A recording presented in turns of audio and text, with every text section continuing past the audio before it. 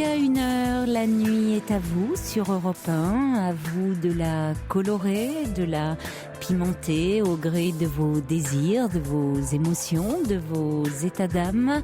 Vous avez entièrement carte blanche au 39 21. Vous y serez accueillis ce soir par deux charmantes jeunes femmes, Asiba et Julie. Et ce n'est pas Romain Causeur qui réalise cette émission qui me dira le contraire. Il approuve, le jeune homme là en régie. Allez, si vous voulez réagir à tout ce qui se dit à l'antenne, vous pouvez également le faire par courriel sur le site europe1.fr ou nous envoyer vos messages au 7 39 21 en les commençant par le mot nuit. 2 heures de direct, 2 heures pour se parler, s'écouter, s'entraider. C'est tout de suite sur Europe 1. Jusqu'à 1h sur Europe 1, Caroline Dublanche. Pas facile à dire sur Europe 1. Finalement, il faut bien séparer les deux. Allez, on va accueillir tout de suite Mariella. Bonsoir. Bonsoir Caroline. Donc, je vous écoute depuis de nombreuses années. Merci. Je m'endors souvent en vous écoutant. Et ayant un problème actuellement, j'ai pensé à vous appeler en espérant que vous puissiez m'apporter une réponse ou un début. Je suis d'une famille où nous sommes pas mal de frères et sœurs. Combien 9. Oui. Donc, nous avons la cinquantaine. Et il y a une des sœurs qui semble vouloir diviser cette fratrie. Voilà. Et on a du mal à comprendre. On ne sait pas comment faire pour lui dire arrête, à quoi ça t'avance à diviser la fratrie comme ça. Mais bon, elle continue. Et principalement, on dirait qu'elle voudrait faire du mal à notre mère. Donc, elle divise la fratrie, ceux qui sont tolérants avec notre mère et ceux qui le sont moins tolérants. Donc, elle n'est pas du tout tolérante avec notre mère. Donc, voilà, elle divise la fratrie comme ça. Donc, notre mère est quand même âgée, elle a plus de 85 ans, et ça lui fait très mal quand elle voit que la fratrie est divisée. Alors, elle s'en prend aussi bien à ceux qui sont les plus proches de votre mère, si je comprends bien, que ceux qui sont plus éloignés d'elle. Il n'y a pas de, elle cible un peu tout le monde. Il y a pas de. Elle cible ceux qui sont les plus proches de notre mère. Ah, malgré tout. Oui. Les préférés. Attendez, les plus proches, ceux qui sont les plus tolérants de notre, qui sont tolérants avec notre mère. Voilà. Mm-hmm. On est tous proches de notre mère, mais ceux qui accordent davantage de elle n'a pas bien compris, faut lui apporter, faut l'excuser, elle est vieille, elle est toute seule, elle souffre. Donc il y a une partie des enfants qui disent ça et l'autre partie qui disent elle commence à nous enquiquiner, faut arrêter, maintenant faut casser avec elle, voilà. Et donc et on ne sait pas quoi faire avec cette sœur, quoi. C'est depuis que vous vous occupez plus particulièrement de votre mère, alors qu'elle réagit de cette façon-là. Oui, si vous voulez, quand notre mère était en couple et qu'elle pouvait se débrouiller toute seule, ça se passait bien. Mais c'est depuis que notre mère ne peut plus vraiment se débrouiller toute seule, a des difficultés, où il faut davantage être proche d'elle, lui apporter de l'aide. À ce moment-là, elle a commencé à faire des histoires. Et entre autres, elle lui a reproché il y a peu de temps que sa mère, que notre mère s'était pas bien occupée d'elle quand elle était jeune. Et ça, elle a reproché, elle a fait vers l'âge de 50 ans, elle reproche ça à notre mère et elle lui répète quand même assez régulièrement, ce qui fait beaucoup de mal à notre mère parce qu'elle elle ne comprend même pas ce qui lui arrive. Oui, ce qui explique son agressivité aujourd'hui vis-à-vis d'elle et qu'une façon de l'atteindre, c'est aussi de diviser la fratrie et d'une certaine façon de s'en prendre à ceux qui aujourd'hui sont le plus indulgents, le plus tolérants vis-à-vis de votre mère. Voilà. Parce qu'ils occupent une place auprès d'elle qu'elle n'occupe pas. Mais ça remonte à loin, à l'enfance, tout ça. On comprend que sont des conflits quand elle était très jeune. Oui, ce sont des conflits qui n'ont pas été réglés dans l'enfance, en général. Oui, mais le reste de la fratrie ainsi que notre mère n'avait pas vu ça. Mais c'est inexistant. Vous ne l'avez pas vécu comme ça. Voilà, on a tous. Moi, je considère qu'on a tous. Il est vrai que nos parents, notre mère, s'est plus occupée des garçons que des filles, parce que je constate dans la vie de tous les jours que du point de vue scolaire, il est plus difficile de mettre un garçon sur les rails qu'une fille. En général, c'est mon point de vue. Je ne sais pas si c'est pour tout le monde la même chose, mais on constate quand même que il est plus facile de guider, du point de vue scolaire, il est plus facile de guider une fille qu'un garçon. Les filles sont plus scolaires, donc elles sont plus assidues à l'école, elles sont plus obéissantes et les garçons beaucoup moins. Donc, comme nos parents voulaient absolument qu'on fasse des études, qu'on ait un minimum d'éducation, ils nous suivaient de très près pour les études, et pour les garçons, ça a été plus difficile. Donc effectivement, notre mère s'est plus occupée des garçons, mais elle s'est pas moins occupée d'elle en particulier. Mais elle l'a vécu comme... Elle l'a vécu comme ça, et c'est ce qui est important finalement, parce que au fond, dans une fratrie, aucun enfant n'a la même vision de ses parents. Oui. C'est assez... Les parents ont l'impression d'avoir éduqué leurs enfants de la même façon. Et quand les enfants parlent de leurs parents, on s'en rend compte parfois dans des déjeuners, des rencontres familiales, des événements, des rassemblements familiaux, où les parents sont évoqués. On a l'impression que les enfants ne parlent pas des mêmes personnes. Oui. Quand ils évoquent la personnalité de leurs parents. Ça ressort de façon encore plus vive au cours des thérapies familiales. Alors après, ce qui compte finalement, ce n'est pas tant la réalité des parents dans ce qu'ils sont dans leur personnalité, mais la façon dont l'enfant a vécu cela, même l'enfant devenu adulte. Alors, dans ce que vous me dites, votre sœur, il est clair qu'il y a encore des conflits non résolus, des blessures qui sont à vif, et le fait que votre mère aujourd'hui soit plus vulnérable et que du coup la fratrie se resserre autour d'elle pour prendre soin d'elle, ça ravive tous ces conflits. C'est-à-dire le sentiment qu'elle a été en gros moins aimée.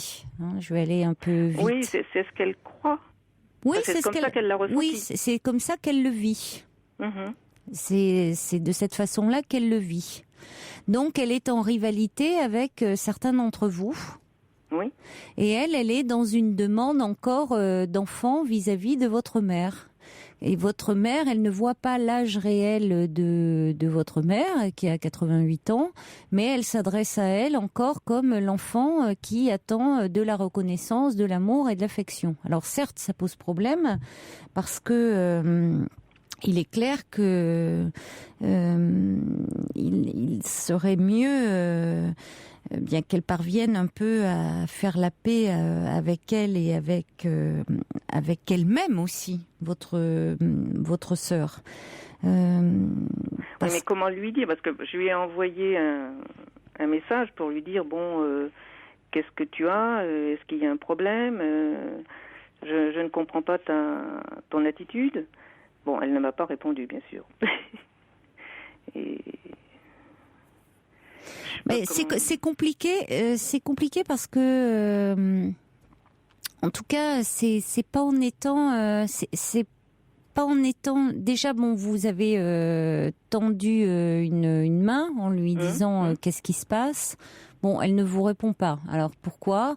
Est-ce qu'elle n'arrive pas à en parler? Est-ce qu'elle est dans une colère, dans une agressivité? Peut-être que c'est compliqué de trouver sa place dans une aussi grande fratrie aussi.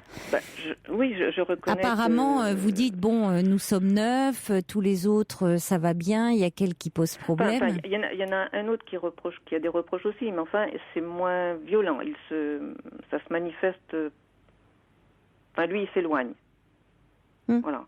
Il y a une façon il n'agresse pas, il est plutôt dans la distance. Oui. Est-ce qu'il n'y a pas quelqu'un un frère ou une sœur dont elle serait plus proche? Si, il y en a une, oui. Et je lui en ai, à cette autre personne, je lui en ai parlé, mais elle dit, je ne sais pas quoi faire. Parce que c'est peut-être avec cette sœur dont elle est plus proche qui pourrait parler avec elle et qui pourrait dire au fond entendre, c'est-à-dire pas entendre ce qu'elle a à dire, pas en lui disant mais non, je t'assure, t'as été aimée autant que nous. La laisser dire au fond ce qu'elle a à dire et dire j'entends que tu souffres de cette situation, mais finalement aujourd'hui c'est pas en lui disant que votre mère est âgée et qu'elle attend de votre mère quelque chose qu'elle ne peut pas forcément lui donner parce que votre mère est aujourd'hui âgée, beaucoup plus vulnérable et qu'elle ne comprend pas bien ce que votre sœur réclame et qu'il faudrait plutôt qu'elle règle ses comptes avec sa mère d'autrefois pour être capable d'être plus en paix avec sa mère d'aujourd'hui. Parce que c'est de ça dont il s'agit. Oui, mais comment elle peut régler en faisant un travail sur elle-même. Ah, d'accord. En faisant un travail sur elle-même.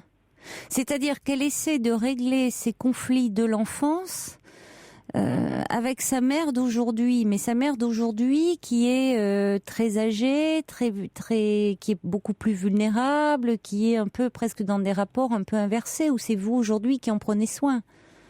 Oui, le rôle est inversé, là, oui. Oui. Effectivement, oui. Donc, elle agresse, elle est dans une demande d'amour, de reconnaissance que votre mère ne peut pas lui donner.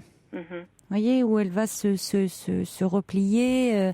Donc, votre sœur va être de plus en plus agressive et de plus en plus mal.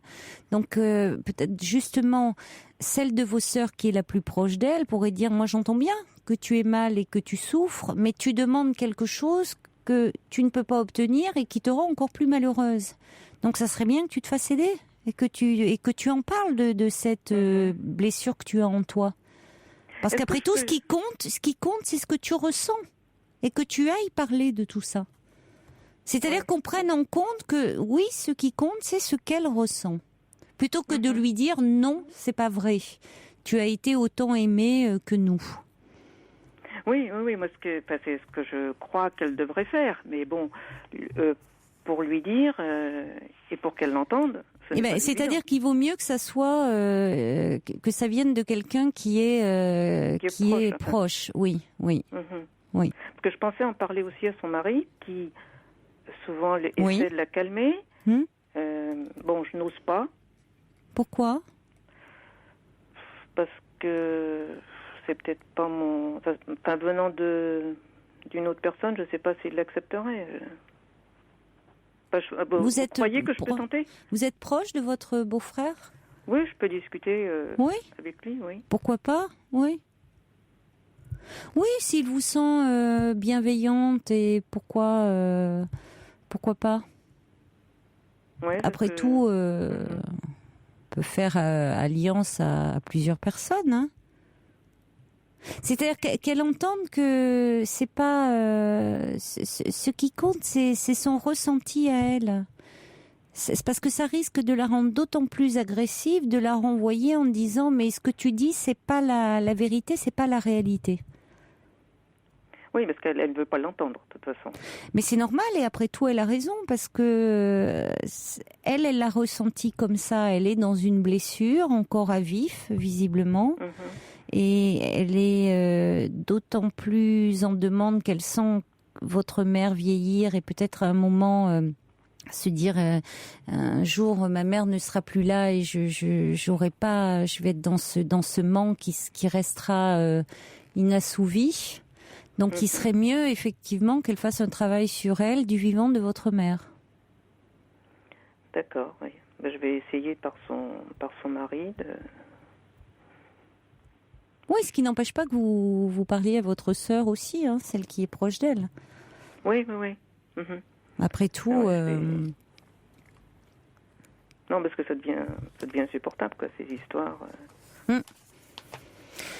Mais c'est souvent le cas, hein, quand les parents vieillissent, il peut y avoir comme ça dans les fratries des rivalités qui se réveillent parce que il y a un enfant qui est désigné pour s'occuper, pour être un peu l'enfant aidant, et puis il y a d'autres et la place est désignée. Enfin, cet enfant-là, souvent inconsciemment est désigné dès l'enfance. Donc les autres, ça peut déclencher des jalousies, des rivalités. Enfin, il y a beaucoup de choses qui se rejouent à ce moment-là, au moment où les parents vieillissent. Il y a beaucoup d'angoisse aussi, oui. Aussi de voir ses parents confrontés au vieillissement. Donc, ça cristallise beaucoup de choses dans les fratries. Et est-ce que le rôle de la sœur aînée est important ? Parce que effectivement, notre sœur aînée, c'est souvent elle qui prend, qui pilote un peu tout, la fratrie. Alors, est-ce que c'est général Alors, c'est dans ces situations-là, oui, parce que les filles, je parlais de l'enfant qui est aidant, hein, c'est souvent lui qui est inconsciemment désigné dès l'enfance. Parce que les filles qui sont souvent plus maternantes, plus à l'aise quand même avec la manifestation des sentiments, le contact, alors c'est pas tant le fait qu'elle soit aînée, mais ça peut jouer. C'est souvent une fille en tout cas. Et alors qu'on voit aussi souvent disponible sur le plan sentimental et parfois aussi avec une vie professionnelle déjà accomplie, ce qui lui permet de dégager du temps libre. On rencontre souvent un peu ce profil dans les... Oui, parce que nous, c'est souvent la sœur aînée qui pilote, et puis notre mère fait beaucoup référence aussi à la sœur aînée. Alors, ce qui peut être difficile pour les autres filles de la fratrie, parce qu'elles peuvent avoir l'impression d'une figure un peu tutélaire, la sœur aînée qui figure d'autorité, qui réveille des rivalités là aussi de l'enfance. La sœur aînée avec qui elles étaient déjà en rivalité dans l'enfance. Oui. Et il y a des conflits comme ça entre sœurs qui peuvent émerger à nouveau à ce moment-là. D'accord, je vous remercie beaucoup. Je vous en prie, Mariella. Et puis, merci à votre assistante. Un petit message de Valérie du Pas-de-Calais qui dit « Votre sœur doit être jalouse de vous ». Justement, ça rejoint un peu ce que vous disiez de vos autres sœurs. En ce qui concerne les garçons, il est vrai que cette génération de femmes protégeaient beaucoup leurs fils. Votre sœur doit beaucoup souffrir pour réagir ainsi. Je la plains parce qu'elle ne doit pas être en paix avec elle-même. Et oui, il faudrait qu'elle arrive à faire la paix avec elle-même et avec votre mère. Et il est vrai qu'elle est jalouse de tout ce qu'ont les autres. Elle est toujours en train d'épier. Et oui. S'il y en a une qui voyage, ah bah oui, elle peut voyager, moi je peux pas. Enfin, bon, ça c'est... Chacun fait ce qu'il veut. Voilà, c'est... Oui, mais il y a une question de place derrière. L'impression comme si on lui avait un peu volé sa place. Donc il faudrait qu'elle travaille là-dessus. C'est un travail un peu sur elle-même, pour qu'elle trouve un peu d'apaisement. D'accord. Bien, merci beaucoup. Je vous en prie, au revoir Mariella. Bonsoir. Bonsoir. Pour parler à Caroline Dublanche, appelez le 39 21, 34 centimes les minutes. La bande originale du film Titeuf, les filles, à quoi ça sert? Kojak, justement, me pose une question. Il me dit, vous, Caroline, vous savez jouer au Lego? Ah non, je déteste ça. Moi, j'étais d'un classicisme. Je jouais à la poupée, que voulez-vous? Allez, on va accueillir Emeline. Bonsoir, Emeline. Bonsoir Caroline. Bonsoir. Alors, d'abord, je voulais vous dire que je suis une fidèle auditrice de votre émission. Merci. Depuis déjà pas mal de temps. Merci beaucoup. Et que j'ai déjà eu l'occasion de passer à l'antenne, mais pour plutôt des soucis un petit peu d'ordre professionnel. C'est dans lequel j'étais intervenue, une de vos auditrices qui avait un souci dans son travail, qui était victime un peu de harcèlement. Oui. Donc voilà, c'était pour resituer un petit peu...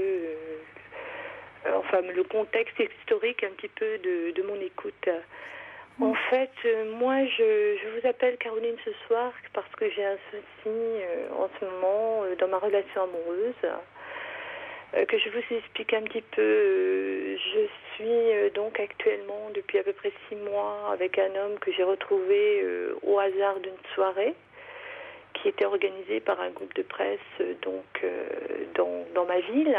Oui. Et à laquelle lui il travaillait puisqu'il s'occupait de l'organisation, on va dire ça comme ça. J'avais par le passé travaillé déjà avec lui, donc on se connaissait déjà depuis 18 ans et je l'ai revu au bout de moultes années. C'est un peu ça en fait le contexte. Ça c'était en novembre dernier. C'était pour une soirée spécifique pour le lancement d'un vin. Donc, en se disant au revoir, on est tombé dans les bras l'un de l'autre. C'était comme un véritable coup de foudre en fait. Mais on ne s'est pas revus, on n'a pas passé la soirée ensemble. Lui, il est resté donc à son travail et moi, je suis rentrée chez moi avec l'ami qui m'accompagnait. Et bon, on ne s'est pas revus. Et puis, j'étais moi-même déjà engagée dans une relation depuis presque 2 ans qui n'allait pas très bien. Et je n'étais pas spécialement amoureuse, on va dire, de l'homme avec lequel j'étais, puisque c'était compliqué, etc. et tout. Donc ça avait un petit peu émoussé pas mal de choses dans notre relation. Début janvier, donc, il y a eu une fête annuelle des vœux dans son institution, donc à l'homme que j'ai retrouvé. Oui. Et à cette occasion, il a revu mon ami, qu'il l'a croisé, et donc il lui a demandé de mes nouvelles, et il a dit qu'il aimerait bien me revoir, et il a demandé mon numéro qu'elle lui a donné. Nous nous sommes vus tout de suite le week-end d'après, on ne s'est plus quittés depuis. Donc je suis vraiment tombée follement amoureuse de lui. Et en fait, lui également, je pense, mais il sortait également, lui, de relations très, très compliquées, qu'il avait énormément fragilisé. Il avait beaucoup de méfiance vis-à-vis d'une nouvelle relation amoureuse, etc., etc. Et en plus, il se laissait un petit peu noyer dans un milieu un peu superficiel, donc de bar, etc., qui ne me convenait pas spécialement. Donc c'est vrai qu'au début, ça a été un peu compliqué pour moi parce que je vivais pas du tout dans le même sphère, on va dire, et ce monde-là m'était plutôt étranger. Et lui, ça lui était plutôt très familier et je vous dis avec tout ce que ça comporte, l'alcool, etc. et tout. Mais bon, au début, comme je suis toujours très amoureuse de lui, je l'ai suivi, j'ai essayé un petit peu de m'adapter, on va dire, en quelque sorte, et puis le suivre, mais je trouvais de plus en plus tout ce milieu un peu trop envahissant à mon goût, puisque les rares occasions où on a pu vraiment faire des choses ensemble, je les compte encore sur le bout des doigts. Donc, je le trouve très très attiré par tout ça. Et ce qui se passe, donc, c'est que souvent il m'a fait des reproches en me disant que j'étais possessive, que quand il était en société, j'aimais pas trop quand il parle à d'autres personnes, en sachant que dans ces milieux-là, il pouvait croiser d'anciennes aventures, ce qui me faisait pas spécialement plaisir, parce que c'est un milieu assez particulier, très superficiel, où il y a beaucoup de faux-semblants, etc. Et puis, il n'y a pas beaucoup de respect, en fait, si vous voulez, sur les relations qui s'établissent et qui sont sérieuses. Donc, c'est vrai que ça m'agaçait un peu. Donc, il m'a fait quelques reproches. Donc, il a soufflé le chaud et le froid, etc. Comme ça, de manière assez régulière. Parfois, il m'assaillait de texto. Après, j'en avais plus. Ou alors, il n'était pas disponible pour moi. Donc, il me trouvait un peu trop envahissante à son goût. Et donc, il y a à peu près un mois, je ne sais pas pourquoi d'ailleurs, parce que moi je m'attendais un petit peu, si vous voulez, je lui avais envoyé un texto d'alerte un petit peu, en lui disant que bon, a priori, c'était pas l'idéal, la panacée, et que il fallait réfléchir à tout ça, quoi. Et en fait, il m'a fait une demande en mariage. Donc il m'a demandé en mariage, c'est la première fois de ma vie qu'on me demande en mariage, comme ça, aussi vite. Et sur le coup, je me suis dit, peut-être qu'il a pris conscience de certaines choses et que finalement, il se rend compte que finalement, le plus important, c'est peut-être d'avoir une vie normale, dans une relation normale, avec une femme normale et équilibrée. Hein, ce que je dois représenter pour lui, et puis je pense ce que je représente aussi, ce que je suis. Et puis en fait, voilà, tout allait à peu près bien, hein, on va dire, jusqu'à ce week-end. Donc j'ai passé un week-end détestable. Il m'a à nouveau assailli de reproches en me disant que j'étais possessive, que je voulais toujours être le centre d'intérêt pour lui. Pour quelle raison ce week-end pour quelle raison? Parce qu'on était à nouveau dans ces bars, et puis que, si vous voulez, moi j'en ai un peu ras-le-bol, quoi, parce que pour moi c'est pas le sens de ma vie, quoi. Pourquoi le suivez-vous? Je le suis parce que si je le suis pas, je le vois pas. C'est-à-dire que vous pensez que si vous ne le suiviez pas, il passerait toute la nuit dans ces bars? Je sais qu'il en passe une majeure partie, si vous voulez, de son temps. Il l'a fait avant de me connaître, surtout quand il a rompu avec son ancienne compagne, avec laquelle c'était une forme de vie, hein, à deux, puisqu'il m'emmène dans les mêmes endroits, si vous voulez, qu'il fréquentait avec elle. Donc j'ai l'impression d'être toujours un peu dans son passé aussi. Et ça me dérange. Oui, je comprends. Mais justement, après tout, vous n'êtes pas obligé de le suivre. Je sais bien. C'est ce que mes amis me disent. Je pense, si vous voulez, moi je pense en fait que je suis vraiment en difficulté dans cette relation. Parce que je sens que je suis très faible par rapport à cet amour que je lui porte. Et je me sens complètement dépassée, si vous voulez, par ses sentiments. Parce que j'ai l'impression qu'il a complètement le contrôle sur moi et que moi je ne contrôle rien, que je suis à sa disposition. Oui, alors c'est ça, paradoxalement, c'est-à-dire que lui, vous le suivez et a le sentiment que vous le contrôlez.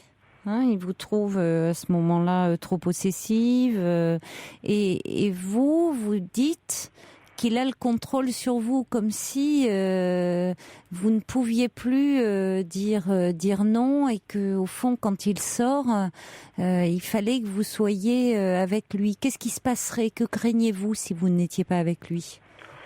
Alors je crains la faiblesse humaine, voyez-vous, parce que... C'est-à-dire parce que qu'il aille avec d'autres femmes, oui, parce que bon, il y a des endroits où j'ai été témoin d'une scène avec une de ses anciennes aventures qui est venue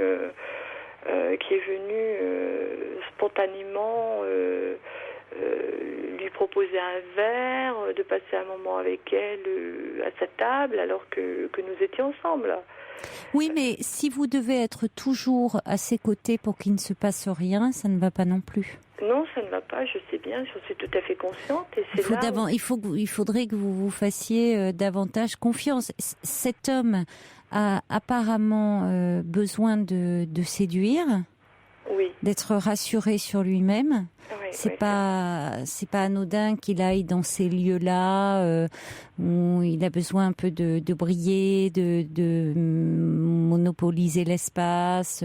Bon, ce qui traduit peut-être aussi derrière ça une fragilité, hein, aussi, derrière cette apparence d'assurance. Oui, au fond. Je pense. Oui, mais bon, il aime apparemment séduire. Oui, Bon. Il est beaucoup dans la séduction. Oui. D'après ce que vous dites, oui. Énormément dans la séduction et ça me dérange parce que... Oui, mais c'est aussi ce qui vous a plu. Oui, parce qu'il m'a séduite en fait, mais oui. en quelque sorte. Et en fait, il m'a séduite, mais bon, j'en suis tombée amoureuse, quoi. Oui, mais Émilie, vivre avec un séducteur, c'est compliqué. Oui. Mais si vous êtes toujours dans un sentiment comme ça d'angoisse et d'incertitude, c'est vrai que vous n'allez pas bien le vivre. Ça veut dire que pour vivre bien avec un séducteur, il faut avoir une sacrée dose de confiance en soi. Parce que si vous vous dites, au fond, quand vous n'êtes pas avec lui, qu'il peut vous tromper, qu'il peut... vous allez être mal. Oui, je sais bien. C'est-à-dire qu'au fond, vous pouvez vous dire, c'est pas parce que il n'est pas avec vous que forcément il va vous tromper. Il peut être aussi avoir besoin d'être dans ces soirées, dans cette ambiance un peu festive, où il fait son show, à tous les sens du terme, sans pour autant aller au-delà. Oui, certes, ça je peux tout à fait le comprendre, mais moi, la question que je me pose par rapport à cette demande en mariage, oui. Elle est beaucoup plus profonde puisque je lui ai envoyé un texto aujourd'hui pour lui dire que je le déliais de son engagement parce que le mariage pour moi c'était quelque chose de trop sacré et qu'il fallait qu'on y réfléchisse bien avant, de manière sérieuse, avant de songer, si vous voulez, à concrétiser tout ça. Et je lui ai dit également que ses reproches, son jugement sur ma personnalité qui apparemment ne lui convient pas forcément, m'avait profondément fait souffrir, puisque bon, moi j'estime que c'est injustifié. Il me dit, si vous voulez, par moments que je suis quelqu'un de très gentil, qu'il est bien avec moi, qu'il se sent bien, que je suis une femme bien, etc. Et d'un autre côté, il m'accable, quoi, vous voyez. Et ça, j'ai du mal à le vivre. Et à quel moment il vous accable ? Ce week-end, il m'a accablé notamment parce que bon, il se permet, si vous voulez, parfois de me sortir, on va dire, des piques un peu graveleuses, on va dire ça comme ça, en société.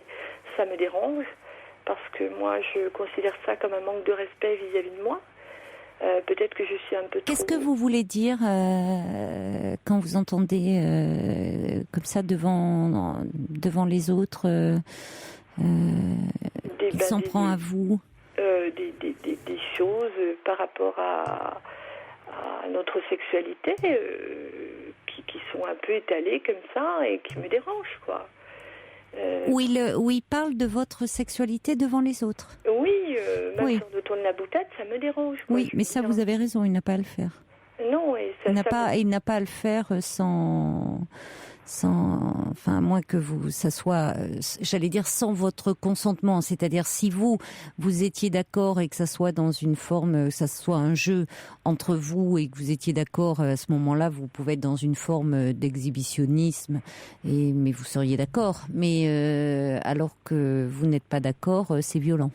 Oui, c'est violent, oui. Et c'est violent. Et si vous voulez, Ça me dérange fortement. Donc, moi, je ne dis rien parce que, c'est agressif, oui. Voilà, je ne dis rien. Mais vous ne pouvez rien dire quand il y a du monde autour. Non, je ne dis rien parce que j'ai pas envie, si vous voulez, de mettre de l'huile sur le feu. Mais parce que ça montrerait, qu'il dit juste ou qu'il vous a blessé. Donc, vous pourriez répondre si vous n'aviez pas été autant blessé sur le mode de l'humour. Mais vous ne pouvez pas parce que vous êtes blessé.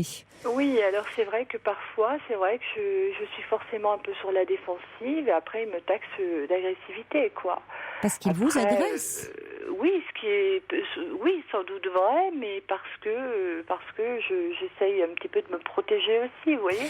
Mais alors, je pense qu'effectivement, par rapport à sa demande en mariage, je comprends que vous remettiez quelque chose que ça, vous y réfléchissiez parce que il y a quand même un peu des limites dans votre relation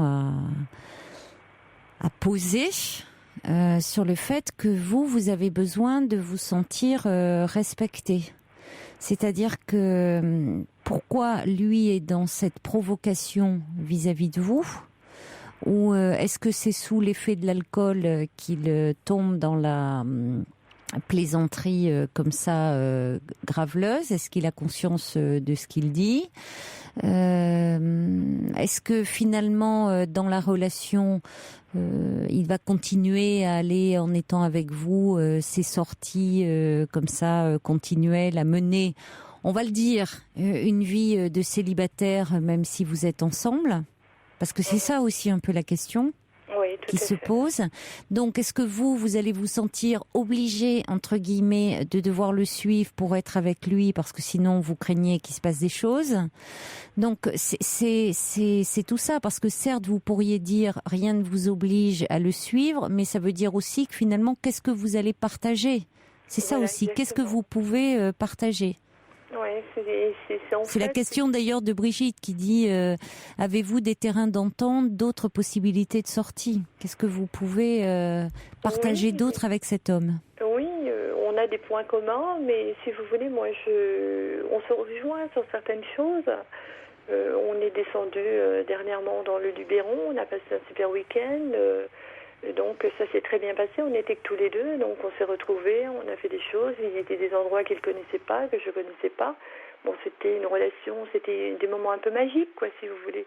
Mais depuis, j'essaye un petit peu, parce qu'il m'a promis de m'emmener encore dans d'autres endroits, et puis plus le temps passe, rien ne se fait. Bon, je sais qu'il y a peut-être aussi un impact en termes financiers, ça c'est incontestable. Mais cependant, je veux dire, on n'a pas besoin d'aller bien loin, quoi. Je veux dire, mon département est assez vaste pour qu'on puisse y pérégriner un peu, quoi. Oui, vous avez besoin de moments d'intimité. Absolument. Une relation qui démarre, qui se construit, a besoin de moments d'intimité. Et je dirais d'ailleurs, même quand elle ne démarre pas, même pour la nourrir, pour l'entretenir, elle a besoin de moments d'intimité. Donc quand vous parlez de ces week-ends où systématiquement il y a cette foule de spectateurs, de témoins autour, bon, lui se met en scène, a peut-être besoin de cela un peu pour exister, pour se valoriser, mais je ne suis pas certaine que pour votre relation, ce soit forcément une bonne chose. Moi, je ne pense pas non plus, si vous voulez, parce que je me rends compte qu'en plus, pour l'accompagner, écoutez, je me suis mise un peu à boire de l'alcool. Oui, parce que c'est pas sain. Si tout le monde boit et que vous ne buvez pas, c'est sûr que vous devez vous sentir très vite décalé. Hein. Oui, décalé, donc voilà, il y a tout ça, et puis, concernant ces moments d'intimité que j'ai envie de partager avec lui, je lui en ai fait la demande. Je lui ai expliqué que c'était nécessaire pour qu'on puisse apprendre à se connaître, parce qu'on a envisagé de se marier l'année prochaine. Mais maintenant, tout cela me paraît bien compromis, puisque au vu des textos que je lui ai envoyés aujourd'hui, pour essayer de lui expliquer un petit peu mon ressenti, si vous voulez, et puis la souffrance que j'avais en moi, un petit peu... de ce manque de compréhension, de ce manque de tolérance vis-à-vis de lui. Moi, je peux faire des remarques, il les prend très très mal.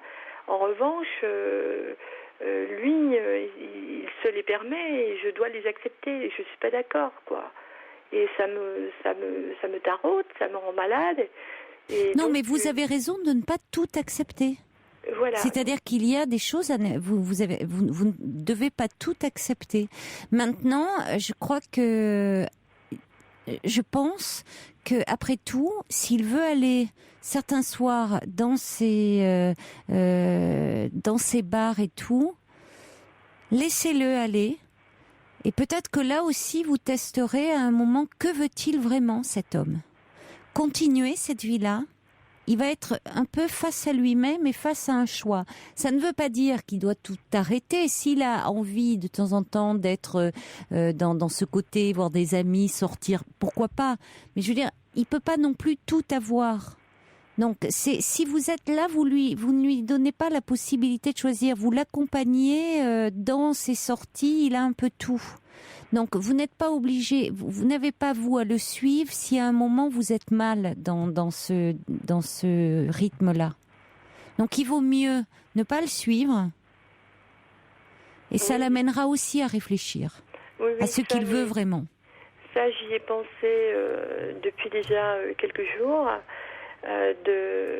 justement de le laisser un petit peu se retrouver face à lui-même dans ces endroits. Et en revanche, moi, ce qui m'inquiète, c'est que par rapport au texto que je lui ai envoyé, il m'a dit à un moment « arrête SCP » et puis il m'a pas répondu, quoi. Ben laissez-le, tant pis. Voilà, vous arrêtez, effectivement. Vous le laissez. Voilà. Vous le laissez, laissez-le réfléchir, c'est pas grave. C'est pas grave, d'accord. Non, c'est pas grave. Je suis dans un état d'esprit, si vous voulez, en ce moment, je me dis peut-être que j'ai fait une bêtise. Écoutez, un homme qui vous propose le mariage, si vraiment il s'arrête à un texto en vous disant et parce que vous lui avez envoyé un texto un peu où vous étiez en colère et que là il remet en question. Non, j'étais pas en colère. Non, mais c'est même pas ça. Donc, vous voyez, même s'il remet en question la relation sur un texto, c'est que franchement, tout ça n'était pas très sérieux. Donc, il faut pas que ça vous mette dans un état comme ça mal. Vous le laissez, il vous dit arrête, très bien, vous arrêtez un peu, qu'il réfléchisse de son côté. Hein? Allez, quelques messages pour conclure. Brigitte, qui est-il prêt à faire des compromis par rapport à ses sorties? A-t-il conscience qu'il pourrait vous perdre? Un autre message qui dit: ça fait 3 ans que je vis ça, j'ai perdu toute confiance en moi, je suis très agressive et pourtant je n'ai pas la force de le quitter. Et puis Poupi qui dit: à mon humble avis, vous perdez votre temps et votre âme. Et puis un autre message qui dit: ce monsieur semble être assez manipulateur, il souffle le chaud et le froid, parole, parole, parole, des actes, des attitudes, des attentions et du respect. Il y a Chaudron de la Barque qui dit: qu'attendez-vous de cet homme, Emeline? Croyez-vous que cette relation vous épanouit? Si tel n'est pas le cas, pourquoi ne parvenez-vous pas à vous défaire de ces liens qui semblent vous causer plus de mal que de bien? Vous semblez vous être perdu dans les bras de cet homme. Retrouvez-vous, pensez à votre bien-être. Bon courage à vous. Et Chaudron de la Barque ajoute: rien en anglais ce soir, Caroline, je ne suis pas si sadique, me dit-il. Allez, je vous embrasse, ma chère Emeline. Oui, merci, au revoir. Caroline, bonne soirée, au revoir. Au revoir. Pour dialoguer avec Caroline Dublanche, envoyez nuit suivi de votre message par SMS au 7 39 21. 50 centimes plus coût d'un SMS. Bonsoir Sébastien. Oui, bonsoir Caroline. Bonsoir. Voilà, je vais vous raconter une histoire d'un pote que vous avez l'affiche, non, sous vos yeux, non? Oui, mais vous savez, c'est résumé en quelques lignes. Hein.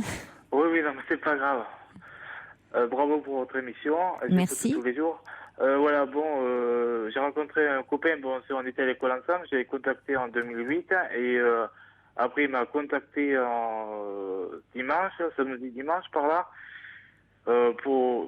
c'est un peu compliqué en fait. C'est une copine qui m'a rendu ce service, qui l'a contacté, une copine à ma frangine, qui est plus âgée que moi. Elle l'a contacté.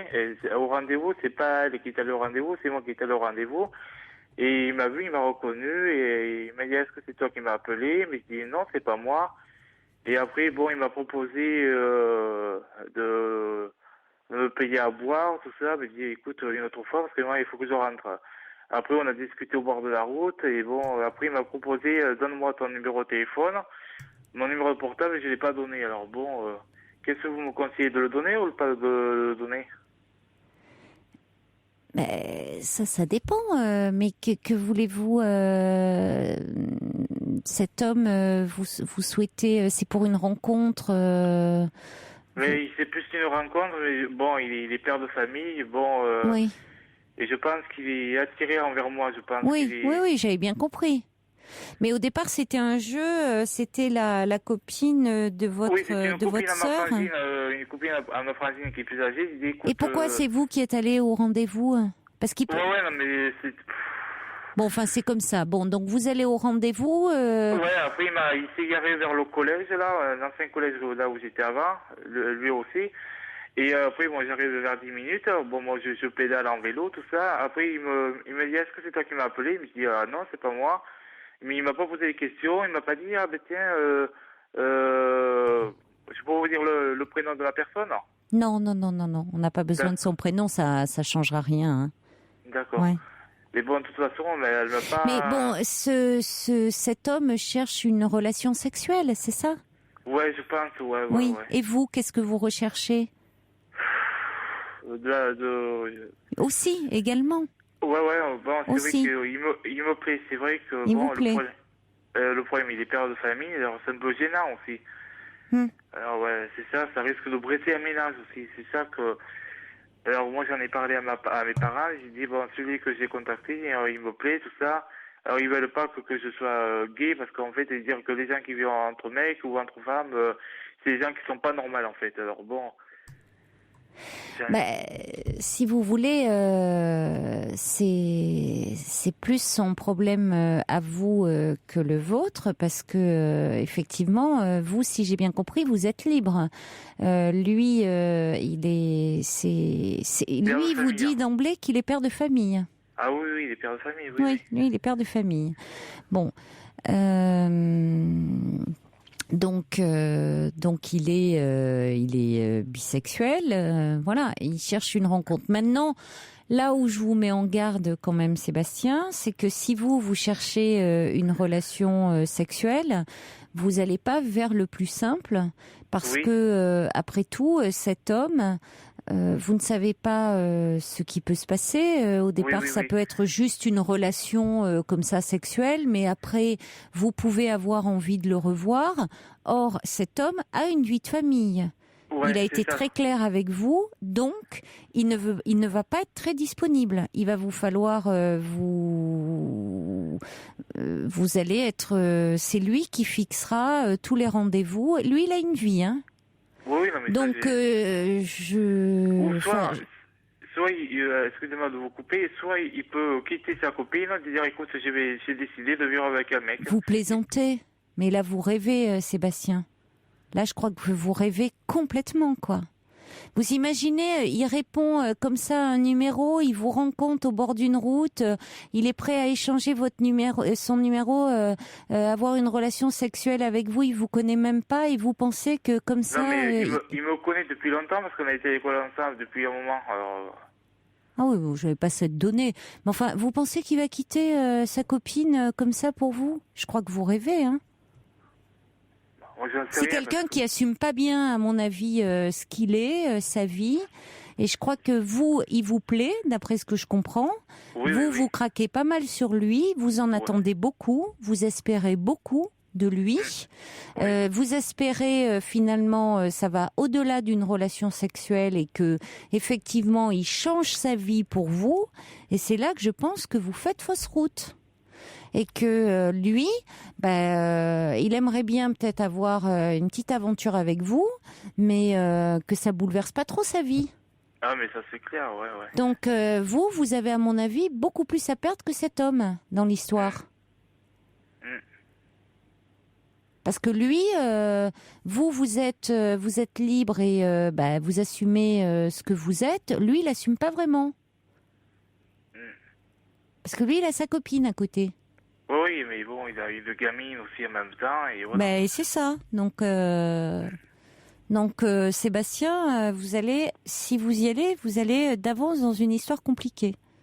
Ah, ça c'est clair, mais bon, moi j'ai pas dire à sa copine, ah ben tiens, j'ai eu une relation avec ton copain, ben ça non, je risque pas de le dire, hein. Bah, vous risquez pas, mais vous en mourrez un peu d'envie en même temps, parce que vous aimeriez bien que le couple éclate. Mais si vous faisiez ça, ça ferait pas, ça se retournerait contre vous, parce qu'il nierait tout, et finalement, vous vous retrouveriez le bec dans le dos. On voit que vous en mourrez d'envie parce que vous attendez autre chose, mais ça se passera pas comme ça. Donc, je pense, à mon avis, qu'il vaudrait mieux que vous coupiez votre chemin, que vous passiez votre chemin, hein, Sébastien. Vraiment. Ah d'accord, ouais. Je crois. Parce que là, bon, franchement, bon, là, ce matin, j'ai envoyé un SMS avec mon numéro de portable. J'ai dit, bon, j'ai mis mon numéro de portable, c'est mon numéro de portable. Après, il a pas répondu. Bon, il a répondu, il a dit c'est qui, hein. Bon, après, le second SMS que j'ai envoyé, j'ai dit c'est Sébastien. Il m'a pas répondu. Bon, je trouve ça un peu bizarre quand même, il pouvait répondre. Alors, à moins qu'il s'est senti gêné, peut-être, il y a ça aussi. Parce que, bon, il m'a proposé des choses que... J'aime pas trop de vous le dire parce que c'est un peu... Bah, c'est mieux, oui, on imagine. Écoutez, non, mais lui, je pense qu'il sait très bien où il va, et je pense que vous attendez beaucoup plus que cela. Puisque vous dites que c'est un garçon que vous connaissez depuis l'école. Oui. Vous aimeriez bien... Déjà, avant même qu'il se soit passé quoi que ce soit entre vous deux, vous imaginez déjà qu'il puisse quitter sa copine avec qui il a un enfant. Donc vous voyez à quel point vous vous projetez dans l'avenir. Alors que lui, il se voit peut-être juste avoir une aventure. Donc moi je pense que Sébastien, je vous le dis, je crains que vous n'ayez plus à perdre que lui dans cette histoire. Donc prudence. Mais je pense que je vous ai dit un peu ce que j'en pensais. Hein. Je pense, attention. Je voudrais vous dire autre chose. Bah alors vous me le direz après le journal de minuit. Ne raccrochez pas. D'accord.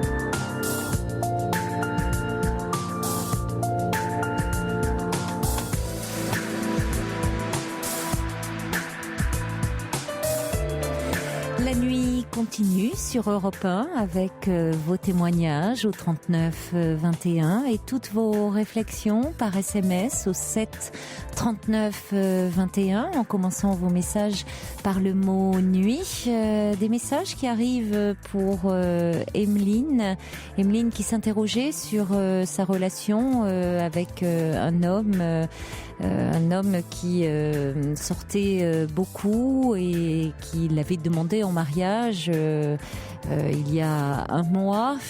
Alors un message qui dit une relation est épanouissante, respectueuse de l'autre et non faite d'irrespect, de réflexions humiliantes qui sapent la confiance en soi. C'est pas très sain tout ça. Un autre message qui me dit: je reste étonnée par toutes les personnes qui choisissent le SMS comme moyen de communiquer au sein du couple. Est-ce la meilleure façon de se confier? Alors, peut-être moyen de communiquer, pas forcément, hein, le meilleur moyen c'est encore de parler, mais je reconnais que s'envoyer des petits messages comme ça, être en lien au cours de la journée, ça peut être quand même une petite façon de dire je pense à toi et trouvez plus si affinité d'ailleurs, hein, mais une façon de rester en lien assez tendre, je crois qu'il faut s'adapter aussi aux nouvelles technologies et pourquoi pas. Évidemment, si la relation n'est basée que sur cet échange-là, ça pose problème. Mais je crois que le SMS est un plus. Je crois qu'il faut le voir de cette façon-là. En revanche, oui, je crois que la demande de mariage par SMS, c'est plus étonnant. Je suis un peu d'accord avec vous. Et puis nous allons retrouver. Ah oui, il y avait aussi Christine qui me disait les mails ne marchent pas. J'ai fait 3 tentatives, j'ai pas reçu d'accusé de réception. Écoutez, je comprends pas ce qui se passe, Christine, parce que si, j'en ai reçu des mails sur le site europe1.fr. Donc j'ai bien reçu votre message, mais je vous assure que les courriels marchent. Un message qui arrive encore pour... alors là, c'est pour vous, Sébastien.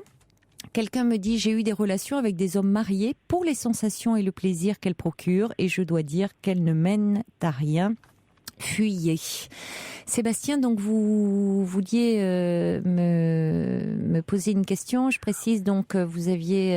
alors finalement, cet homme, j'ai pas très bien compris en fait, parce que c'est compliqué. Il n'est pas marié en fait, je précisais. Oui, enfin, il est en couple et il a un enfant.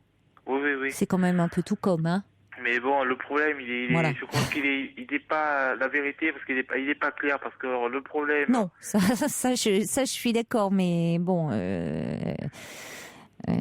On est d'accord. Moi, ce que je trouve pas clair, c'est que c'est le début même de la relation. Vous me dites que c'est une copine de votre sœur qui fait son numéro. Il se rend au rendez-vous et puis c'est vous qui y allez. Alors déjà, rien n'est clair dans l'histoire. Oui, non, mais je sais que bon, moi, c'était plutôt à elle que j'ai dit, écoute, tu peux me rendre ce service, c'était elle qui me l'a fait, voilà, et moi, je suis allé à sa place au rendez-vous. Oui, mais lui, il s'attendait à voir une fille, il vous trouve vous, il n'est pas surpris, il vous propose des relations. Oui, c'est vrai que je trouve ça un peu bizarre aussi. Bon, après, on a discuté un bon moment au bord de la route, et après, il m'a proposé une relation sexuelle, il m'a dit, tu aimes pas jouer con.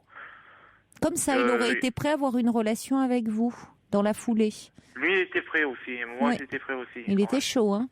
Ouais. Mais bon, il y a pas que ça, parce que moi, il y a une chose qui est pas claire chez lui, parce que, comment je pourrais vous expliquer, parce qu'il est pas net, parce qu'il m'a fait des réflexions, il m'a dit qu'il avait 5 voitures, qu'il était propriétaire d'une maison, qu'il avait un quad et une moto, qu'il avait une piscine. Alors moi, j'ai mené ma petite enquête, j'ai appelé les locataires. Je me dit, est-ce que vous connaissez cette personne? Elle m'a dit, oui, on le connaît, c'est notre locataire. Oui, mais alors, j'ai dit, mais c'est quoi cet embrouille-là?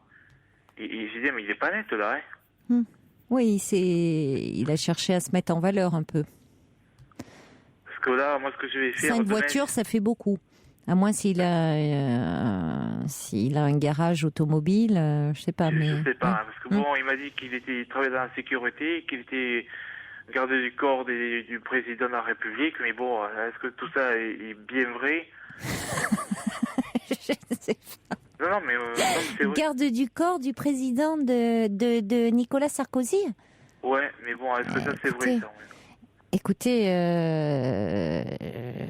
ça paraît, je sais pas, mais alors il faudrait qu'il s'entoure, que notre président s'entoure de garde du corps, je sais pas, qui... Non, parce que moi, je vais vous dire honnêtement. Peut-être un peu plus responsable, mais enfin maintenant on entend de tout, hein, donc pourquoi pas. Parce que ça paraît, je pense que ces gardes du corps ils sont quand même triés un peu sur le volet.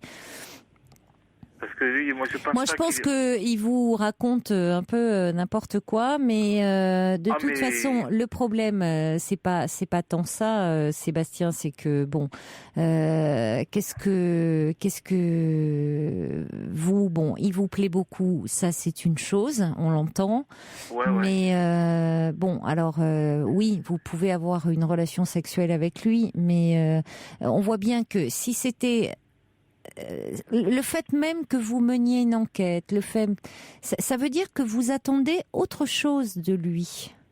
Parce que sinon, ça serait juste, à la limite, vous auriez pu l'avoir, cette relation sexuelle, dans la foulée quand vous vous êtes rencontrés. Peut-être qu'à la limite, ça aurait fait passer votre désir et que vous seriez pas là aujourd'hui en train de m'appeler, en train de vous poser toutes ces questions autour de cet homme.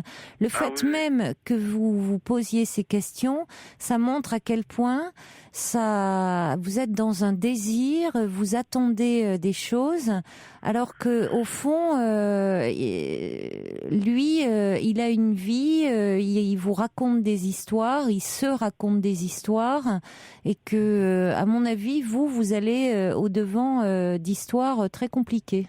Mais moi, je vais vous dire une chose, Caroline, j'en ai parlé à ma mère, tout ça, elle m'a dit, alors si c'est des histoires qu'il te raconte, ça veut dire qu'il n'est pas clair. Hein. Alors moi, mais oui, mais le problème, il n'est pas clair, mais vous non plus. Ah oui, mais moi, j'ai pas raconté des histoires, hein, dire moi que j'ai 5 voitures, tout ça, que j'ai une piscine. Ah non, moi, non, ça non. Ça... Ben alors laissez tomber. Moi, je dirais, écoute, s'il me contacte, je dirais, on va mettre les choses au clair. Est-ce que tu es honnête, oui ou non? Mais ça sert à quoi? Mais c'est pour qu'il soit franc, voilà. Mais vous pouvez pas demander à quelqu'un qui a envie de raconter des histoires d'être franc. C'est encore pour vous, finalement, vous donner un alibi pour le revoir. Oui, donc vous non plus, vous n'êtes pas clair avec votre désir et finalement, ça vous donne un prétexte pour le revoir. Donc soit vous vous dites, bon, eh bien cet homme, je laisse passer, je laisse courir parce que rien n'est clair dans ce qu'il me dit et je ne vais avoir que des problèmes, et vous laissez courir, soit effectivement, vous allez au-devant des ennuis. Comme dit Sergio, c'est un peu bienvenue à Mytholand, hein, son histoire. Ouais, ça c'est vrai que bon, il y a de quoi se poser des questions, hein, parce que là... Bon, écoutez, oui, mais en même temps, c'est que vous avez envie, si vous y allez, d'aller au-devant des problèmes. Donc si vous voulez une histoire, une relation, vous trouverez d'autres hommes qui seront plus disponibles que lui. Ouais, certainement. Ouais. Je pense. Hein. Ouais. Voilà. Bon, bonne chance à vous, Sébastien. Merci beaucoup, au revoir. Au revoir.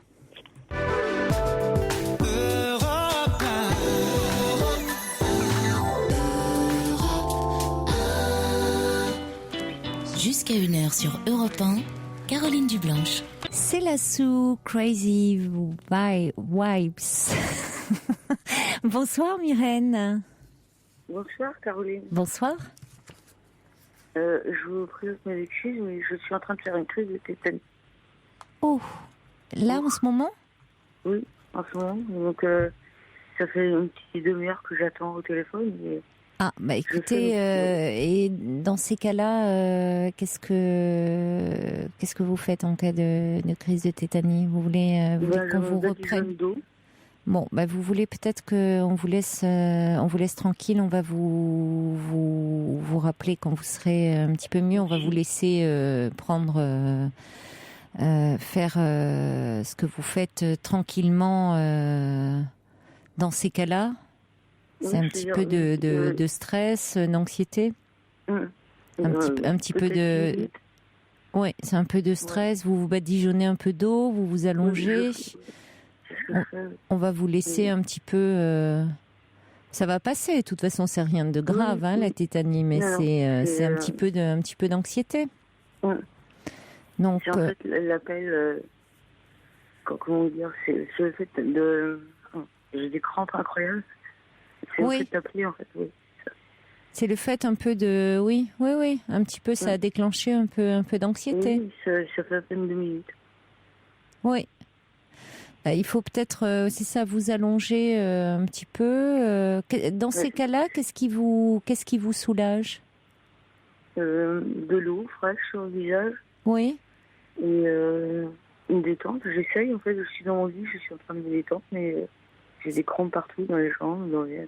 Oui. Je suis habituée, en fait. Vous tétanisez? Je tétanise, exactement. Oui. Donc là, en fait, le fait de vous parler, ça... Le fait que, en fait, quand la chanson s'est terminée, souci, je vais raccrocher. Si, je peux plus. Vous auriez pu, hein. Vous auriez pu. J'étais un petit peu gênée de le fait. Non, vous auriez pu. En attente. Vous auriez pu dire à Siba que vous vous sentiez pas bien. Hein. Attendez, il y a vraiment aucun souci. Vous imaginez bien. C'est pas parce que nous sommes en direct.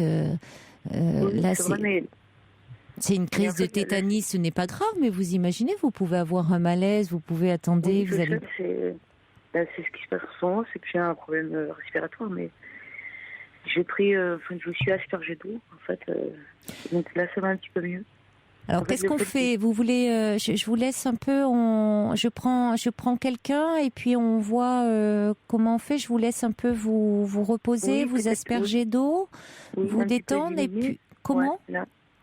Peut-être une dizaine de minutes. Voilà, hein, comme ça on vous laisse vous un peu vous reposer, voir comment vous allez. Et puis Asiba va vous rappeler, voir comment vous vous sentez. Et puis sinon, il n'y a aucune obligation si vous vous sentez pas bien ce soir, parce que vous risquez d'être un peu fatigué après. Hein. À ce moment-là, Asiba vous rappelle, voit un petit peu comment vous vous sentez, et sinon on se parlera soit ce soir ou sinon un autre soir, hein, Myrène, d'accord ? D'accord. Bon, reposez-vous. Reposez-vous. Vous n'avez surtout pas à être désolée, c'est moi qui suis ennuyée pour vous. Mais bon, reposez-vous et ça va passer. Hein, respirez. Voilà, détendez-vous, mettez-vous de l'eau fraîche, respirez tranquillement, prenez de grandes inspirations. Oui. Et vous allez voir, ça va. Oui, c'est pour ça que je vous dis ça. Je sais pas si vous sentez au téléphone, mais j'ai du mal vraiment. Oui, mais parce que tous les muscles se contractent, donc on a d'autant plus de mal. Les pieds, les mains, tout est contracté là, vraiment. Donc il faudrait, comme le dit Gabriel, respirer dans un sac en papier en fait, pour respirer le gaz carbonique. Voilà, c'est ce que je fais en général en cas de oui. Mais là. Oui. Je ne m'attendais pas juste au moment où la chanson s'est terminée. Vous allez pouvoir le faire là tranquillement. Oui, d'accord. Je vous remercie beaucoup, Caroline. Bon. Je suis vraiment désolée. Non, mais vous n'avez surtout pas à être désolée. Reposez-vous et on vous laisse un peu récupérer. Et puis Asiba vous rappellera déjà dans quelque temps pour voir si vous allez mieux là. D'accord ? D'accord. Donc peut-être à plus tard et sinon dans les jours qui viennent, c'est promis. D'accord, je vous rappellerai de toute façon. D'accord, à bientôt Myrène. Je raccroche, merci, au revoir. Au revoir. Merci beaucoup. Pour parler à Caroline Dublanche, appelez le 39 21, 34 centimes les minutes. Bonsoir Angèle. Bonsoir Caroline. Bonsoir. Et merci de prendre mon appel. Mais je vous en prie. J'avais envie d'échanger un petit peu avec vous ce soir parce que j'éprouve un sentiment de vraiment c'est même pas de confusion, je suis un peu perdue parce que je ne vois pas d'horizon autour de moi. J'ai depuis très très longtemps un grand échec professionnel. Et depuis 12 ans, je suis entrée dans la fonction publique où je m'ennuie vraiment. Il n'y a même pas de mots pour qualifier ça. Je suis entourée de médiocrité. J'ai l'impression de ne pas être à ma place du tout. Je n'ai pas de travail, pas d'activité. Je veux dire au sein de ma profession. Et ce qui fait que je m'ennuie toute la journée depuis des années. Autour de moi, je sens beaucoup d'animosité, beaucoup de médiocrité, et je le vis très mal. Donc, comme je disais tout à l'heure, j'arrive le matin et j'ai l'impression de m'enfermer dans une prison. J'attends le soir. Et sur une petite échéance, c'est tout à fait vivable, ce genre de choses, quand on est assez fort. Mais là, c'est quand même depuis de nombreuses années. Oui. Et là, je ne sais plus comment je vais faire pour tenir le coup encore quelques années avant d'arrêter, quoi.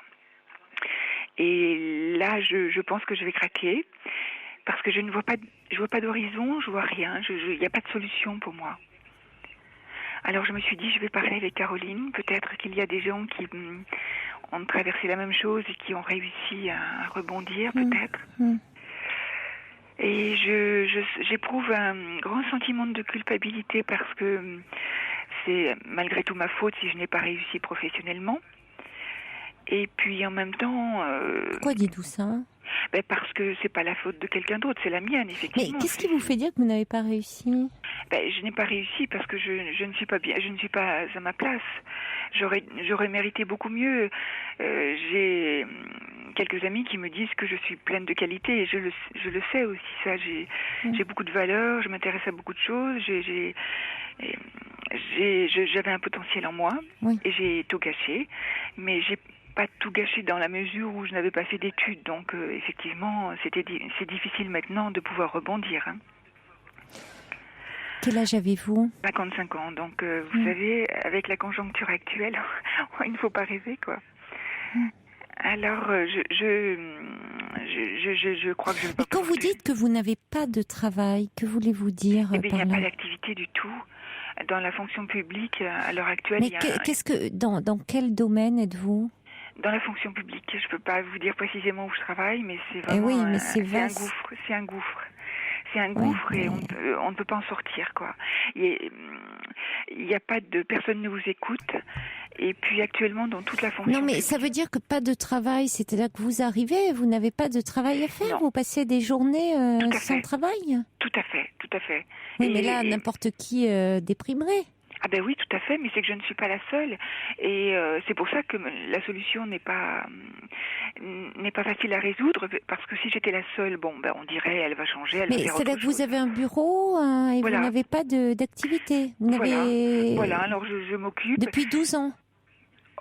Pas tout à fait depuis 12 ans, mais ça fait bien 5 ans que je suis comme ça, sans non, mais alors je comprends que vous ne vouliez pas nommer quelle fonction publique, parce que ça paraît fou que... oui, mais alors détrompez-vous, Caroline. Vous dites c'est un gouffre, oui, c'est un gouffre. Oui, c'est un gouffre. Et en plus, il n'y a même pas de fond, là. Et comme dans un gouffre, il n'y a rien pour s'accrocher. C'est très déprimant et c'est très déprimant. Ah oui, mais en plus ça vous enlève toute valeur, vous n'avez plus confiance en vous-même et puis et en même temps ça vous rejette, les autres vous rejettent pas par méchanceté, mais comme vous n'avez rien. Oui. Eh bien, les autres, quelque part, vous les gênez, vos amis, vous les gênez, et petit à petit, ils s'en vont, puisque vous ne pouvez pas non plus partager grand-chose, et puis vous êtes mal. Donc, et ça, c'est épouvantable. Oui, c'est-à-dire que vous venez faire du temps de présence. Et voilà, et c'est exactement ça. Vous attendez, regardez la pendule, vous attendez... Exactement. Oui. Et dans beaucoup d'endroits dans la fonction publique, c'est cela. Parce que, comme vous l'avez entendu dire dans les médias, il y a restriction d'activité, puisque tout est centralisé, tout est informatisé, et il y a restriction de personnel, les postes ne sont pas remplacés, mais à juste cause, c'est qu'il n'y a plus de travail. Donc, il n'y a pas de solution. La seule solution, c'est de tenir le coup. Il faut arriver au travail et s'éteindre. Et puis, à l'heure de la sortie, se rallumer pour essayer de revivre encore un peu. Mais ça, je l'ai vécu pendant des années en étant forte, mais là, j'en peux plus, quoi. J'en peux plus. Et je me dis, mais comment je vais faire ? Et je culpabilise beaucoup. C'est ça qui m'inquiète parce que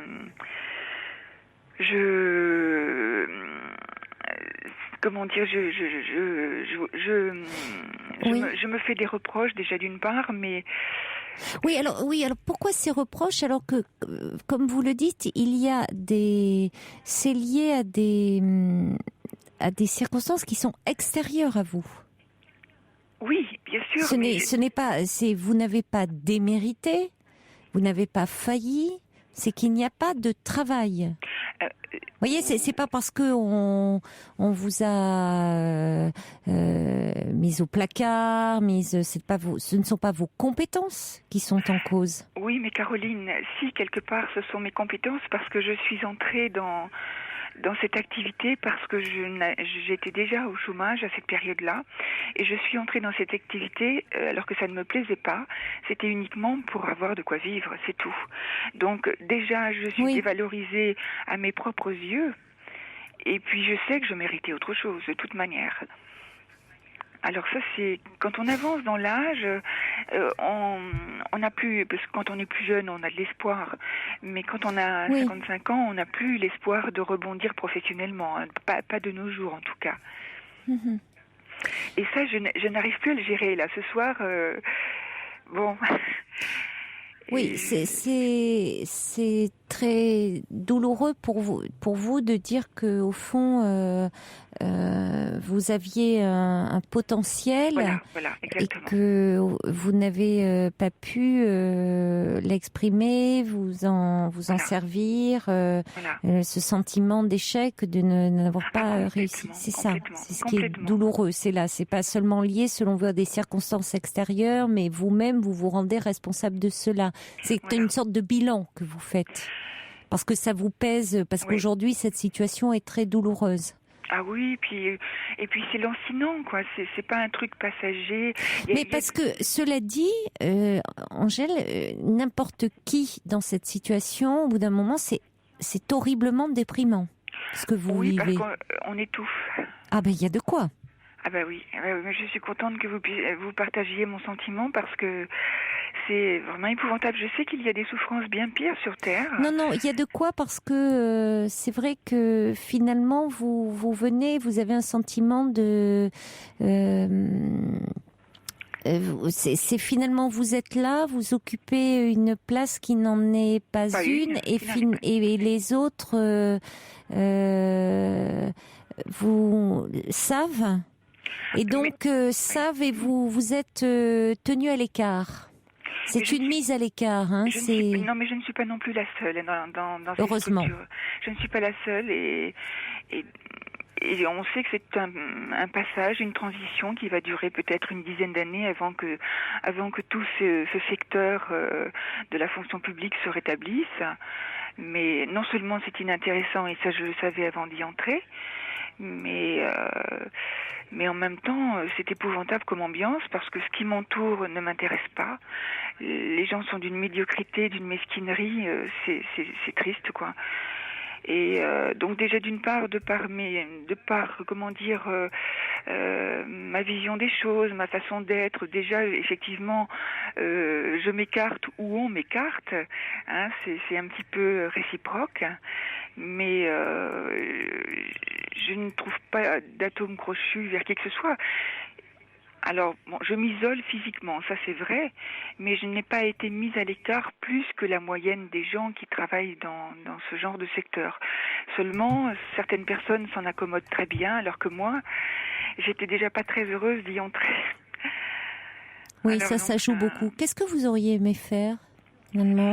Écoutez, moi, moi j'ai eu une enfance très difficile, un départ dans la vie professionnelle très difficile aussi parce que je manquais de confiance en moi et je ne savais pas qui j'étais, je ne savais pas ce que j'aurais voulu faire et je pense que je l'ai découvert plus tard quand j'ai commencé à être bien dans ma peau et j'étais faite pour le contact, j'étais faite pour un métier qui demande beaucoup d'énergie parce que j'en ai. Et puis un métier qui apporte aussi une forme d'indépendance financière, enfin qui apporte l'indépendance en général, puisque quand on gagne mieux sa vie, on peut être indépendant. Et puis surtout une profession intéressante intellectuellement. Moi, je peux pas me contenter de faire une tâche rébarbative. J'ai pas d'enfant, donc je suis séparée. Donc on ne peut pas se contenter comme ça de vivoter. Alors, je sais pas. J'en suis arrivée à un stade où je me dis, je comprends parfaitement les gens qui se droguent, les gens qui se suicident. Je comprends parfaitement tout ça maintenant. Alors qu'il y a quelques années, je ne comprenais pas. Je me disais, la vie est belle, il n'y a pas de raison, on peut se raccrocher à plein de choses. Et alors que moi je suis arrivée à un terme là d'usure. Et je me drogue pas, je fais rien de mal, au contraire, je fais tout pour me conserver bien. Mais je me demande maintenant à quoi ça sert. Oui, parce que vous dites qu'à côté de cela aussi, dans votre vie personnelle, il y a aussi un manque. Alors, ce qui n'enlève rien au fait que c'est très déprimant d'arriver et d'attendre que les heures s'égrènent. Et de devoir partir. Parce que comme le dit Prune, vous avez un sentiment d'inutilité. Oui, c'était terrible. Et de lassitude. Alors. Mais finalement, il y a un manque de. Vous êtes là et vous ne savez pas pourquoi. Finalement, non, je sais pas pourquoi. Ça n'a pas de sens. Ça n'a pas de sens. Vous ne pouvez pas vous réaliser. Non, alors ça pour ne pas. Mais est-ce que alors la même Prune, est-ce que vous pouvez pas envisager un arrêt maladie? C'est actuellement, enfin, je veux dire là, si vous êtes aussi dans un état d'aussi grande lassitude. Bien sûr, il y a toujours l'arrêt maladie. Pour le moment, pour essayer d'y voir un petit peu plus clair, faire un peu le point, vous faire un peu aider. Mais je l'ai déjà fait, ça. Et on peut toujours effectivement se faire arrêter, mais d'y voir clair, dans quoi? Dans votre vie. Dans ma vie professionnelle, il n'y a pas de solution. Non, dans votre vie aussi personnelle. Dans ma vie personnelle. Parce que voir un petit peu, trouver. Il vous reste combien de temps avant la retraite? Vous seriez à la retraite dans combien de temps? Eh bien, quand vous avez 55 ans, vous travaillez jusqu'à 62 ans maintenant. Donc vous imaginez 7 ans encore, alors que je suis à un stade d'usure et de. Il n'y a pas de possibilité là de concours en interne maintenant, non? C'est. Oh non, ça c'est exclu. Passer à temps partiel, comme dit Brigitte, non, parce que vous perdriez votre en termes d'argent. Oui. Je vis seule maintenant et c'est déjà très difficile. Vous ne pouvez pas, oui. Non. Et donc je me disais, mais comment font les gens qui sont comme moi avec comment dire, un intellect qui se porte sur différentes choses et qui ont de l'énergie. Est-ce que justement vous ne pourriez pas ce besoin, cette vie intellectuelle qui vous manque, pouvoir l'avoir en dehors de votre travail, pour ressentir un peu moins cette médiocrité, ce vide que vous ressentez au sein de votre travail? Est-ce que vous ne pourriez pas, à l'extérieur, vous inscrire auprès d'associations, auprès d'une fac, reprendre quelque chose pour combler cela, pour avoir, voyez, une vie quelque chose qui vous satisfasse sur ce plan-là, qui vous nourrisse? Parce que c'est ça, quelque chose qui vous nourrisse intellectuellement. Intellectuellement, on peut, si on le veut, on peut toujours se nourrir de différentes choses. Moi, je me passionne pour un tas de choses. Donc, c'est pas le... Je ne manque pas d'intérêt. Oui, vous vous passionnez, mais vous êtes quand même dans un vide. Oui, mais que j'aille à la fac, ça ne va pas donner une réalisation. Si vous voulez, que vous avez prononcé le mot tout à l'heure, je ne me suis pas réalisée. Et c'est la chose... Mais ça ne veut pas dire que c'est pas impossible, encore. Hein. Autrement, je veux dire, on peut se réaliser aussi en dehors de son travail. On se réalise si on en fait quelque chose socialement parlant. Mais d'aller à la fac, ça ne va pas me faire Non, mais je veux dire, je parlais de la fac. Attendez, je veux dire, il y a pour suivre des cours ou des cycles de conférences ou quelque chose qui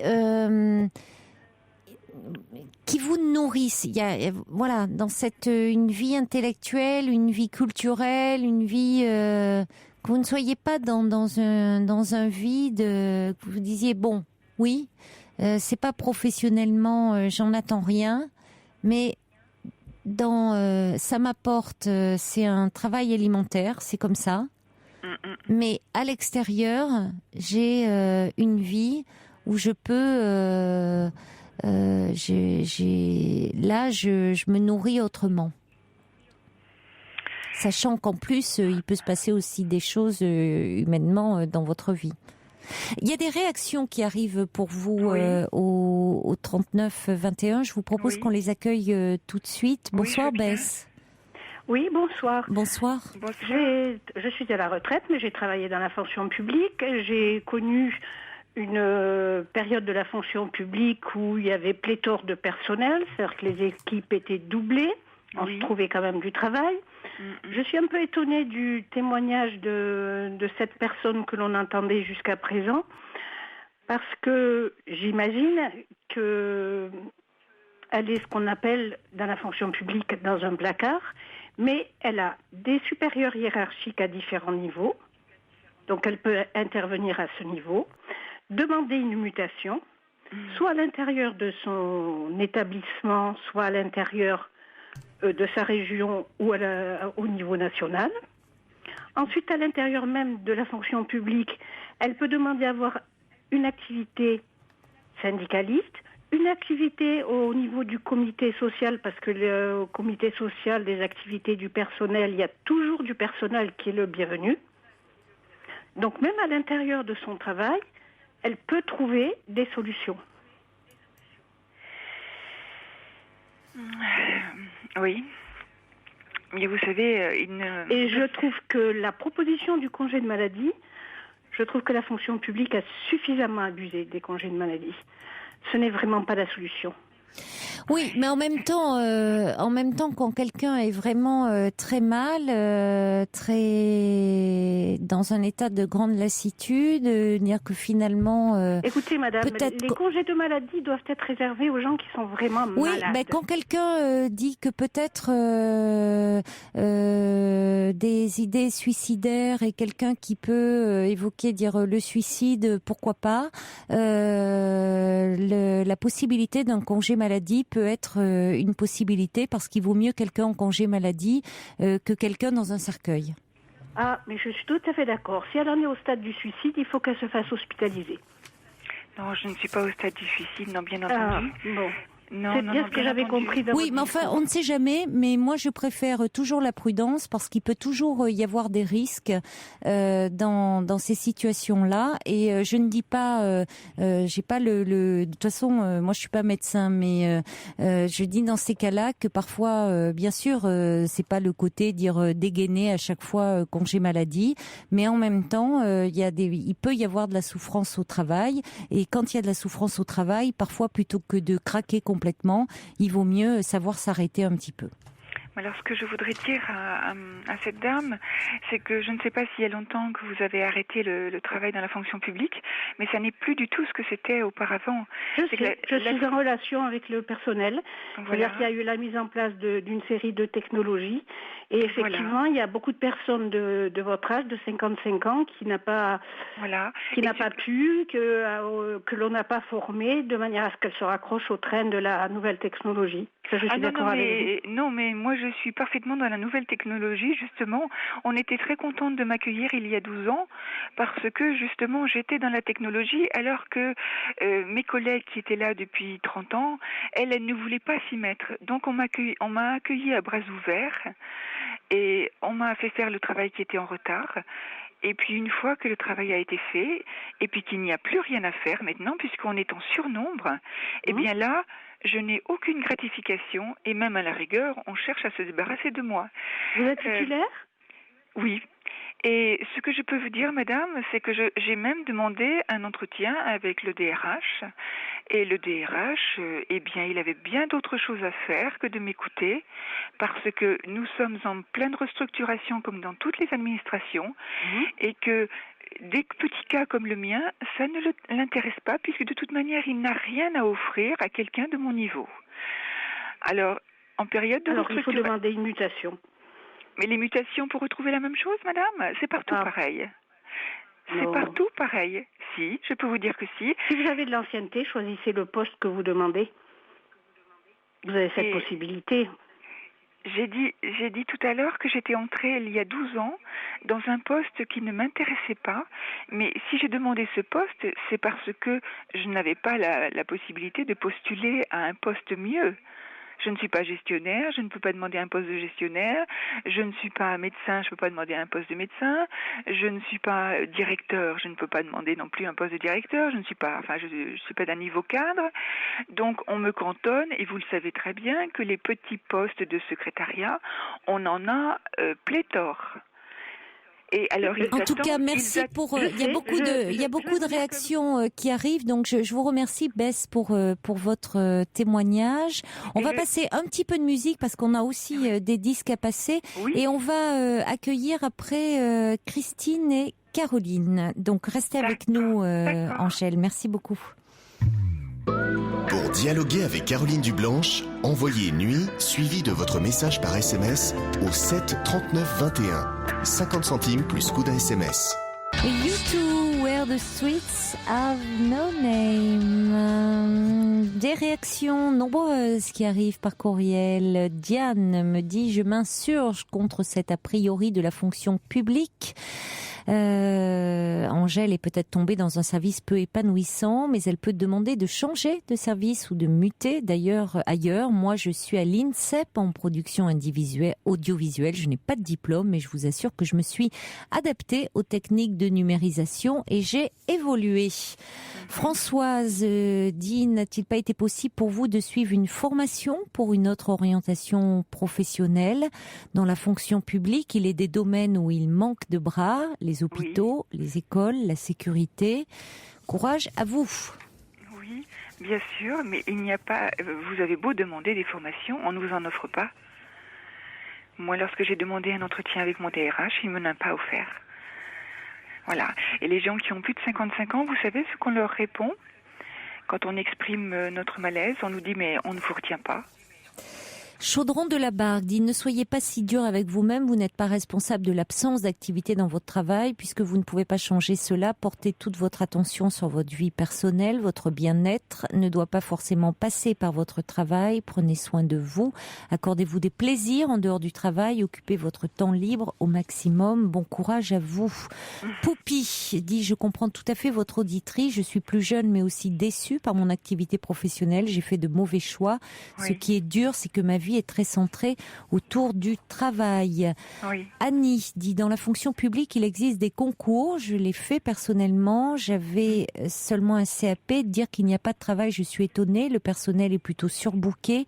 Le souci est certainement ailleurs, dit Annie. Et puis des réactions qui arrivent au 7 39 21. Cathy dit, les gens se suicident surtout par trop de travail. Il y a également Brigitte qui dit, quelqu'un qui dit je suis à bout, je ne vois plus d'horizon, peut vraiment avoir besoin d'un temps de repos pour prendre du recul sur sa vie.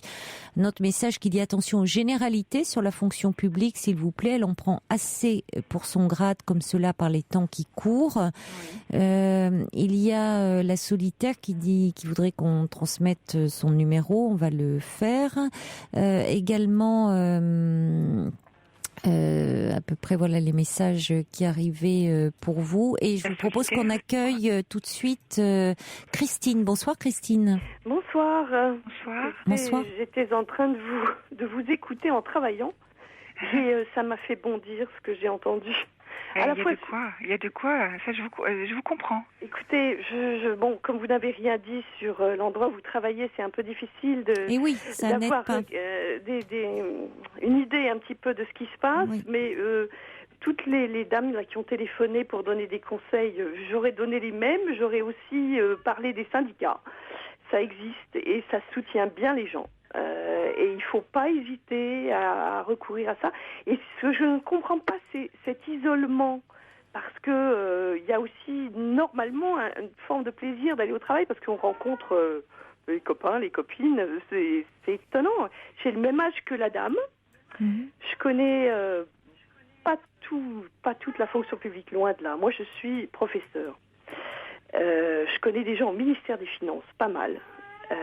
Et c'est des gens qui croulent sous le travail. Et c'est oui, mais pas vous êtes professeur. Oui, non, mais je connais des gens qui sont au ministère des Finances, qui croulent sous le travail, qui emmènent des dossiers à la maison. Et ça, je l'ai vu. Je suis fille de fonctionnaire. J'ai vu déjà ma mère emmener des dossiers à la maison. Je connais des gens qui sont au ministère de la Justice, dans les services extérieurs. Je n'ai jamais vu des gens autant travailler. Alors comme ça va un peu, comme on entend beaucoup de gens qui disent qu'il n'y a rien à faire et tout ça, je suis effarée. Et je voudrais pas que les gens croient que c'est vrai. Bon. Et il faut que cette dame... Oui, on en dit assez sur les fonctionnaires qui ne font rien. Donc c'est un peu le sens des messages en disant assez... on dit assez sur cette image éculée. Malheureusement, c'est préjugé autour des fonctionnaires. Donc il ne faudrait pas que cela renforce cette image-là. Il y a beaucoup de fonctionnaires qui travaillent et qui travaillent beaucoup, et c'est pas facile. Oui, alors mais je peux corroborer effectivement ces dires. Il y a effectivement des fonctionnaires qui sont débordés de travail, oui. Mais on ne met personne pour les aider parce qu'ils ne veulent pas. En ce moment, là où je travaille, Qui ne veut pas ? mais les nouvelles directives, puisqu'ils sont en train de restructurer pour avoir le minimum de personnel dans une échéance qui se base sur 5 ou 6 ans à venir, puisque le plus gros des départs en retraite va se faire sur ce laps de temps. On ne sait pas où vous travaillez, c'est toujours un peu le problème. Mais alors, il y a Jean-Luc qui signe Jean-Luc au placard qui dit notre travail dans la fonction publique est de plus en plus privatisé. Voilà pourquoi la mise au placard. Voilà. Nous dit Jean-Luc. Voilà. Ben lui il a tout compris. Ah oui. Et voilà. Il faut pas se laisser faire. Il y a des gens qui peuvent vous aider parce que vous n'êtes sûrement pas. Si c'est ça, j'y ai pensé aussi. Si c'est ça, il faut faire donne appel une piste, en parler. Il y a la cantine, il y a des tas de lieux un peu plus conviviaux où on peut se rencontrer et discuter et puis partager de cette expérience qui effectivement doit être épouvantable. Et oui, mais nous sommes très nombreuses dans ce cas-là.